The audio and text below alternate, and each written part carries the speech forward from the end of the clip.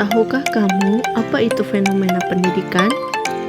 Fenomena pendidikan merujuk pada kejadian atau peristiwa yang terjadi dalam proses belajar, mengajar, baik di sekolah, keluarga, maupun masyarakat.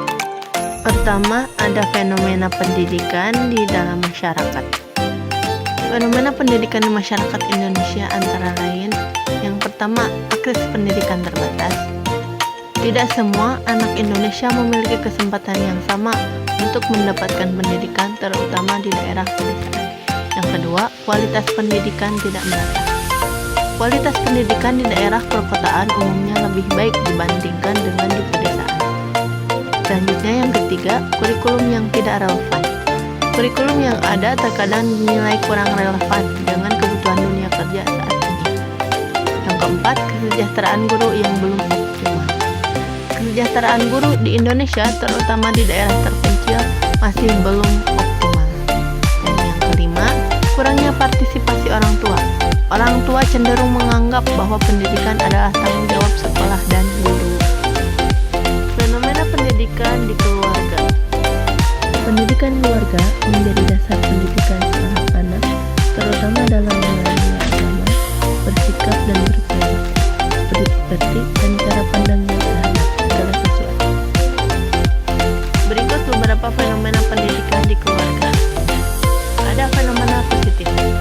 Yang pertama, peningkatan kesadaran orang tua akan pentingnya pendidikan.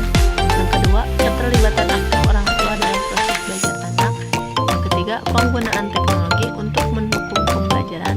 Yang keempat, pendidikan karakter dan nilai-nilai moral. Yang kelima, pembelajaran berbasis proyek dan pengalaman. Yang keenam, peningkatan komunikasi antara orang tua dan anak. Dan yang terakhir, pengembangan keterampilan hidup atau life skill. Lalu ada fenomena negatif. Yang pertama, kurangnya waktu dan perhatian orang tua. Yang kedua, ketergantungan pada pengasuh atau pembantu. Yang ketiga, penggunaan teknologi yang berlebihan. Yang keempat, kekerasan dan diskriminasi dalam keluarga. Yang kelima, kurangnya kesadaran akan pentingnya pendidikan karakter. Yang keenam, tekanan dan ekspektasi yang terlalu tinggi. Dan yang terakhir, kurangnya komunikasi efektif. Faktor yang mempengaruhi fenomena pendidikan di keluarga. Yang pertama, ada nilai-nilai keluarga.